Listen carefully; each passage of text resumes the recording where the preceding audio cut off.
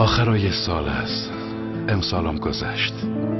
خیلی ها تاختند، خیلی ها باختند، خیلی ها سوختند، خیلی ها ساختند، خیلی ها نفس کشیدند و خیلی ها از نفس افتادند.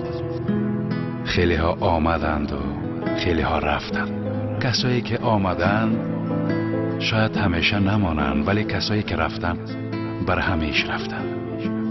زندگی بسیار سخت است، اما گاهی به سختیش میارزه.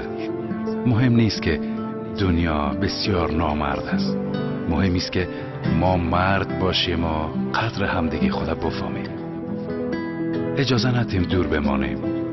شاه برک به خرس گفت دوست دارم. خرس گفت حالا میخوایم بخوابم، باشه وقتی که بیدار شدیم حرف میزنیم. خرس به خواب زمستانی رفت و هیچ وقت نفهمید که عمر شاه برک فقط 3 روز است.